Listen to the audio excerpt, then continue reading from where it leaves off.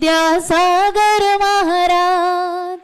ओम room अष्टोत्तर शताचार्य Shri Vidyasagar ji महामुनीन्द्र अत्र अवतर संवत्सरति यावान्नम्।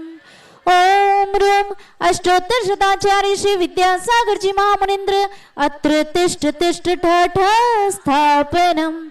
ओम room अष्टोत्तर शताचार्य Shri Vidyasagar ji महामुनीन्द्र अत्र मम सन्निहितो भव सत्सन्निधिकरणम्। सांसारिक विषयों में पढ़कर हम अपने को भरमाया, इस राग द्वेष की वैतरणी से अब तक पार नहीं पाया। तब ज्ञान सिंधु के जल कण से भव कालुष धोने आया हूँ। आना जाना मिट जाए मेरा यह बंध काटने आया हूँ। ओम रूम अष्टोत्तर शताचार्य श्री विद्यासागर जी महामुनीन्द्रेभ्यो जन्मजरा मृत्यु विनाशनाय जलम निर्वपामिति स्वाहा। क्रोध अनल में जल जल कर अपना सर्वस्व लुटाया है, निज शांत स्वरूप न जान सका जीवन भर से भुलाया है। चंदन सम शीतलता पाने अब शरण आपकी आया हूँ। संसार ताप मिट जाए मेरा चंदन वंदन को लाया हूँ। ओम रूम अष्टोत्तर सदाचार्य श्री विद्यासागर जी महामुनीन्द्रेभ्यो संसाराताप विनाशनाय चंदनम निर्वपामिति स्वाहा। जड़ को ना मैंने जड़ समझा, नहीं अक्षय निधि को पहचाना। अपने तो केवल सपने थे, भ्रम और जगत का भटकाना। चरणों में अर्पित अक्षत है, अक्षय पद मुझको मिल जावे। तब ज्ञान अरुण की किरणों से मम हृदय कमल भी खिल जावे। ओम रूम अष्टोत्तर शताचार्य श्री विद्यासागर जी महामुनीन्द्रेभ्यो अक्षय पद प्राप्ति अक्षतान् निर्वपामिति स्वाहा। इन विषय भोग की मदिरा पी मैं बना सदा से मतवाला। तृष्णा को तृप्त करे जितनी उतनी बढ़ती इच्छा ज्वाला। मैं काम भाव विद्वंस हेत मन सुमन चढ़ाने आया। यह मदन विजेता बन न सके, यह भाव हृदय में लाया हूँ। ओम रूम अष्टोत्तर शताचार्य श्री विद्यासागर जी महामुनीन्द्रेभ्यो कामबाण विध्वंसनाय पुष्पम निर्वपामिति स्वाहा। इस क्षुधा रोग की व्यथा कथा भव भव में कहता आया हूँ। अति भक्ष अभक्ष भके फिर भी नैवेद्य समर्पित करके मैं तृष्णा की भूख मिटाऊंगा। अब और अधिक ना भटक सकूं, यह अंतर्बोध जगाऊंगा। ओम रूम अष्टोत्तर शताचार्य श्री विद्यासागर जी महामुनीन्द्रेभ्यो क्षुधा रोग विनाशनाय नैवेद्यम निर्वपामिति स्वाहा। मोहांधकार से व्याकुल हो, निज को नहीं मैंने पहचाना। मैं राग द्वेष में लिप्त रहा, इस हाथ रहा बस पछताना। यह दीप समर्पित है मुनिवर, मेरा तम दूर भगा देना। तुम ज्ञान दीप की बाती से मम अंतर दीप जला देना। ओम रूम अष्टोत्तर शताचार्य श्री विद्यासागर जी महामुनीन्द्रेभ्यो मोहांधकार विनाशनाय दिव्य दीपम निर्वपामिति स्वाहा। इन अशुभ कर्म ने घेरा है, मैंने अब तक यह माना था। बस पाप कर्म तज पुण्य कर्म को चाह रहा अपनाना था। शुभ अशुभ कर्म सब रिपुदल हैं, मैं इन्हें जलाने आया हूँ। इसलिए गुरु तव चरणों में तब धूप चढ़ाने आया हूँ। ओम रूम अष्टोत्तर शताचार्य श्री विद्यासागर जी महामुनिन्द्रेभ्यो अष्टकर्म दहनाय धूपम निर्वपामिति स्वाहा। भोगों को इतना भोगा कि खुद को ही भोग बना डाला। साध्य और साधक का अंतर मैंने आज मिटा डाला। मैं चिदानंद में लीन रहूं, पूजा का यह फल पाना है। पाना था जिसके द्वारा वह मिल बैठा, मुझे ठिकाना है। ओम रूम अष्टोत्तर शताचार्य श्री विद्यासागर जी महामुनिन्द्रेभ्यो महामोक्ष फल प्राप्ति फलम निर्वपामिति स्वाहा। जग के वैभव को पा करके निश दिन के साल मस्त रहा। चारों गतियों की ठोकर को खाने में ही अभ्यस्त रहा। मैं हूँ स्वतंत्र ज्ञाता दृष्टा, मेरा पर से क्या नाता है। कैसे अनर्ग पद पा जाऊं, यह अरुण भावना भाता हूँ। ओम रूम अष्टोत्तर शताचार्य श्री विद्यासागर जी महामुनिन्द्रेभ्यो अनर्घ पद प्राप्ति अर्घम निर्वपामिति। भावों की निर्मल सरिता में अवगाहन करने आया हूँ। मेरा सारा दुख दर्द हरो, यह अर्घ भेंटने लाया हूँ। हे तपोमूर्ति है आराधक, हे योगीश्वर है महासंत, है अरुण कामना देख सके युग युग तक आगामी बसंत। तीर्थंकर सम ऋषिराज विद्यासागर महाराज, पंचम युग के ऋषिराज विद्यासागर महाराज। ओम रूम अष्टोत्तर शताचार्य श्री विद्यासागर जी महामुनिन्द्र समस्त आचार्य संज्ञेभ्यो अनर्घ पद प्राप्ति अर्घम निर्वपामिति स्वाहा। नमोस्तु भगवन्, नमोस्तु नमोस्तु।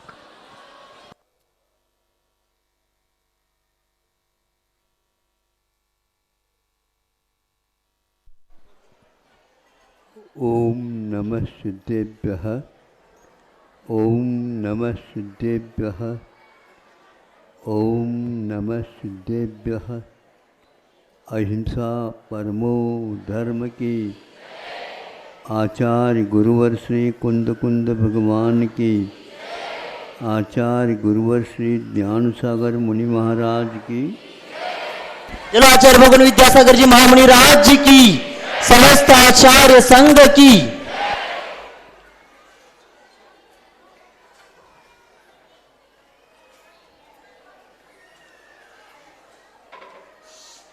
अपने यहाँ कर्मों के सिद्धांत का उल्लेख मिलता है, किंतु यह प्राय सब लोगों की भी धारणा में भी है कि कर्म कोई वस्तु है। ये भारतीय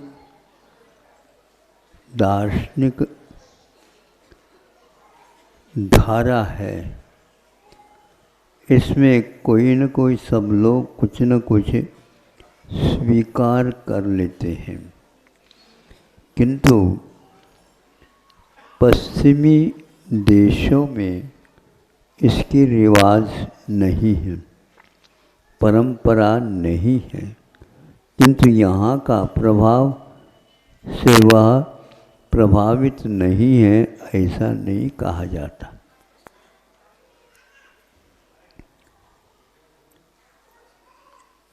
विश्व कोश माना जाता है, एनसाइक्लोपीडिया बोलते हैं आप लोग। उसमें विदेशी वह कोश हो करके भी उसमें यह अंश भाव आया है, या तो वो इसको ज्यों का त्यों अपने कोश का विषय बना लिया, व्याख्या में वे कहीं भी प्रवेश नहीं कर पाए। ऐसा क्यों होता है? तो लौकिक परंपरा में जो चलता है उसको हम उपेक्षित भी नहीं कर पाते, लेकिन अर्थ की ओर जाने से उसके उपेक्षा के स्थान पर अपेक्षा अपने आप जुड़ती चली जाती है। उसमें उन्होंने उल्लेख ज्यों करते हूँ भारतीय परंपरा है उसको ज्यों करते हूँ लिखित के रूप में रख दिया। ब्रिटेनिका उसका नाम है, कोश। ब्रिटिश संबंधी कोश है इसलिए ब्रिटेनिका कहा, लेकिन विश्व का सारा उसमें समावेश हो जाता है। उन्होंने ये कहा है जैसे हम बोते हैं वैसा ही हम पाते हैं। अब ये वाक्य तो यहाँ का लेकर के रख दिया उन्होंने। जब कर्म को ही आपने स्वीकारा नहीं है तो ये बोना और काटना, फसल प्राप्त करना, ये सवाल ही नहीं उठता। लेकिन इसका सभी लोग आलोड़न भी करते हैं, उद्धरण भी देते हैं, किंतु ये नहीं कह पाते कि हमारे यहाँ ये नहीं है। उनको विश्व की ओर दृष्टि रखना है और उसमें उसको समावेश करना है। हम इतना पूछना चाहते हैं, जब दर्शन के विषय को ही आप स्वीकारते नहीं, ये दर्शन अपने आप ही चलते हैं, ये मनगढ़ंत है। अविचारित तथ्यमिदं, यह विचार किए बिना स्वीकार किया हुआ है। इसके लिए विज्ञान ने कोई स्थान नहीं दिया, तो इसको भी स्थान नहीं देना चाहिए था, क्योंकि जब आपके यहाँ वो विषय ही नहीं है तो क्यों कहते हो? आत्मा का व्यापक अर्थ व्यापक है। अतिथि व्याप्नोति परिणमति स्वकीयान शुद्ध गुणान पर्यान वा इति आत्मा। यह प्राचीन पद्धति के अनुसार कर्म सिद्धांत या दार्शनिकता को लेकर के ये चलता है। इसमें और जोड़ देते हम, दो आत्मा की ओर चला जाता नहीं है। ये आत्मा व्यापक शब्द है और प्रत्येक के साथ जुड़ता है। कैसे? बहिरात्मा, अंतरात्मा, परमात्मा, जड़ात्मा, पुण्यात्मा, पापात्मा, कितनी आत्मा हो गई है। तो यह आत्मा सबके साथ जुड़ने से इसको इदंतु सामान्य कथनम, इसको सामान्य बोलते हैं। समानी भव सामान्य, समानता इसी को बोलते हैं। इस समानता को लेकर के हम कुछ नहीं कहेंगे, लेकिन जैसे हम बोते हैं वैसे ही काटते हैं। इसका अर्थ क्या निकला? बोने वाला कौन है? क्या बोता है? कब बोता है? कब काटता है? बोने वाला अलग हो, काटने वाला अलग हो, पालन पोषण करने वाला अलग हो। कैसे है बताओ हमें। इसके बारे में उनके पास कोई भी विचार और विषय विद्यमान नहीं है। ऐसा भारतीय कभी भी नहीं सोच सकता। वह कहता है जिसका उल्लेख है उसका सत्स्वरूप भी अवश्य है, अन्यथा जो है ही नहीं उसका क्या उल्लेख, उसका क्या कथन, उसका क्या है। वो तो अभाव की कोटि में है। किंतु इस लोगों को इन लोगों को इसके बारे में जितना मिला उतने में ही वे कह करके छोड़ देते हैं। सोल यह इंग्लिश में एक व्यापक शब्द है। हाँ, सोल, सोल का अर्थ इधर एक प्रकार से आत्म तत्व है,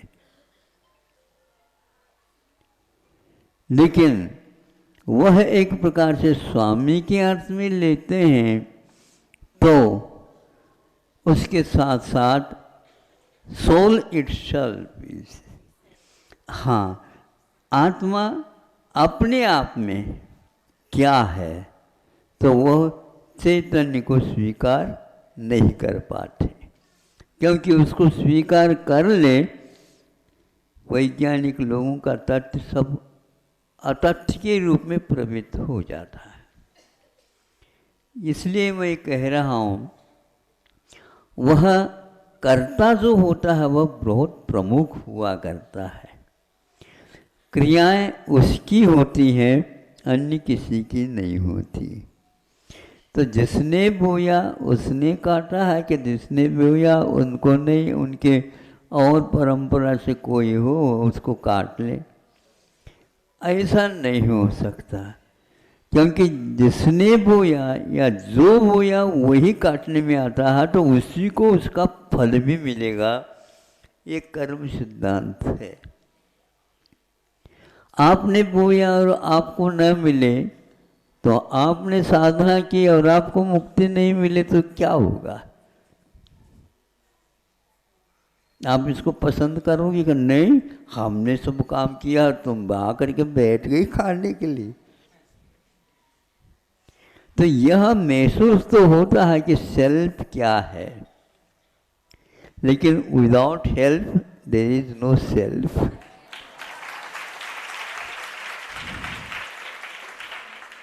उस सेल्फ के पास जाने के लिए हेल्प आवश्यक है, और वह ये कर्म सिद्धांत हमारे लिए हेल्प कर रहा है। यदि आपके पास चेतना है तो अवश्य आप रास्ता निकाल दोगे, क्योंकि जड़ से हटने के लिए इसको चेतनात्मा कहा गया, अचेतनात्मा नहीं। थोड़े थोड़े वो भी इसको मंजूर करते हुए अचेतन, अवचेतन और चेतन ऐसे तीन भेद करते हैं। हम सारे चेतन की ओर न आकर के और अचेतन की ओर भी न जा कर के यदि रह जाते हैं तो अवचेतन में रह जाते हैं।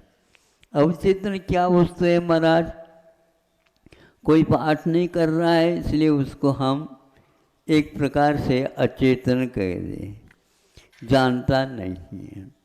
और अचेतन हो गया तो चेतन क्या है? जो जानता है।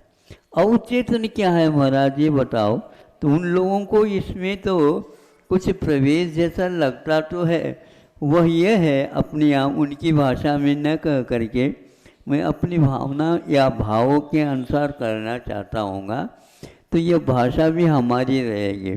अवचेतन का अर्थ होता है आपने स्वयंभू स्तोत्र का पाठ प्रारंभ कर दिया। स्वयंभू स्तोत्र का पाठन करते हुए अब कहाँ पर शांतिनाथ भगवान के उपरांत कुंतनाथ भगवान आ जाता है, उसमें भक्तामर के श्लोक आ जाते नहीं समझे? वसंत तिल का है तो ये है अवचेतन है। क्या पाठ कर लिया आपने? भक्तामरी का पाठ कर लिया, बीच में कुंतनाथ भगवान भी तो आ गए, ये आपको भी मालूम नहीं। इसको बोलते हैं अवचेतन। हम अवचेतन से बचे, नहीं तो जिंदगी भर अवचेतन में ही निकल जाता है। इसलिए चेतन भी है अवचेतन भी है। थोड़े से हम इसको सूक्ष्म में मैंने सोचा है कि चेतन में अर्थात गुप्त में है। चेतन में क्या अर्थ? गुप्त में है, वह ज्यों का त्यों उसकी वो ध्यान है। और अवचेतन क्या है, अब समिति में आ जाते, समिति में अथवा प्रमाद के साथ आ जाते हैं। तो प्रमाद में जो अवचेतन की दशा होती है, बड़ी विचित्र दशा होती है।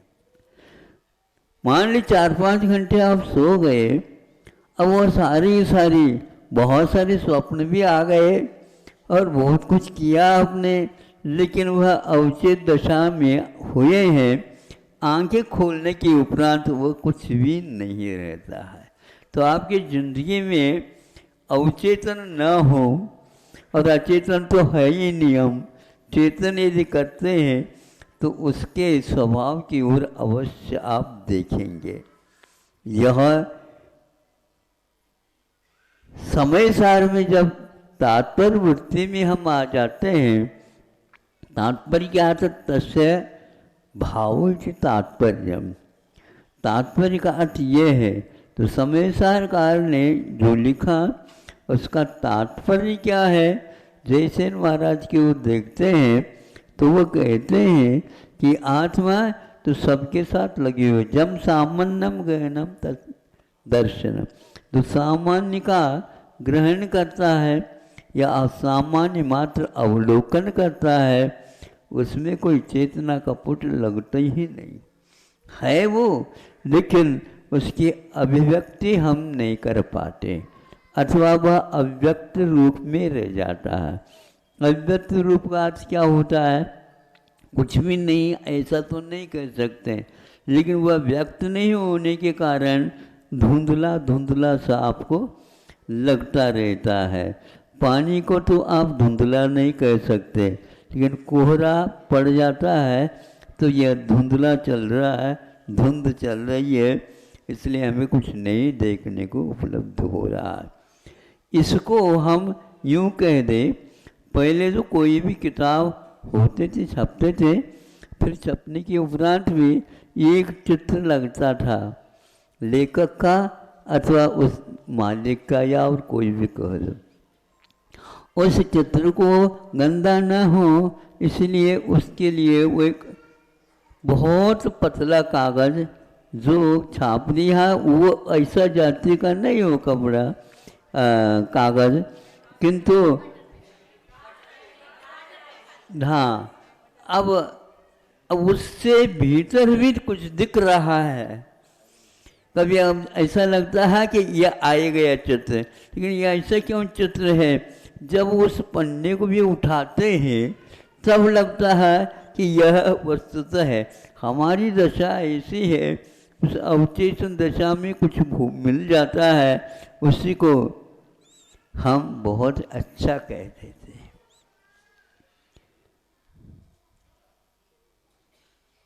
स्वर्ग से सुंदर है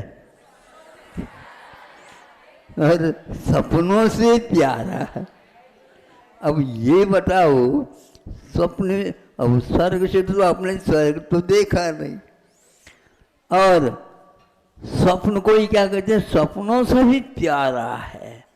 तो सपनों का प्यारा तो रहता है, इसमें कोई संदेह नहीं, किंतु अवचेतन में उसको हम स्वप्न न कह करके सपनों से भी प्यारा मान लिया।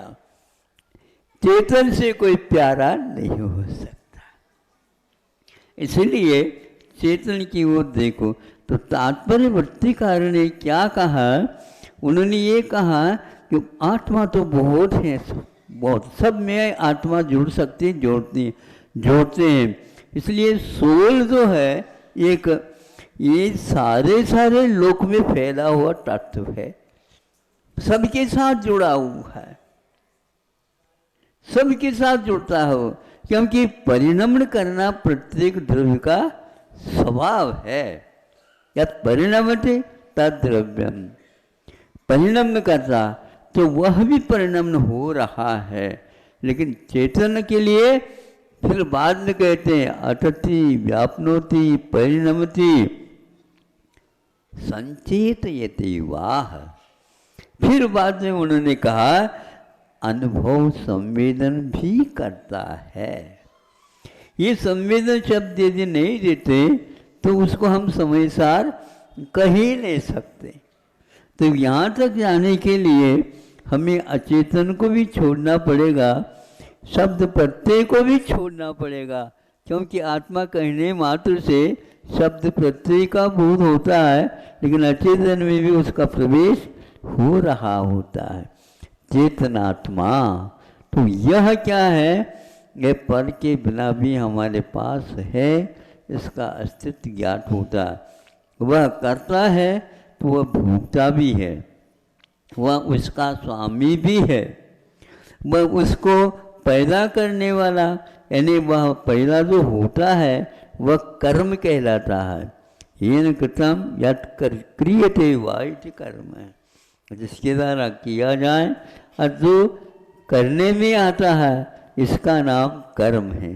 तो कर्मात्मा भी है और चेतनात्मा भी है, सबके साथ जुड़ जाते हैं, क्योंकि आत्मा व्यापक होने के कारण सबको जानने के लिए अतिथि को प्रयोग करने में आता है।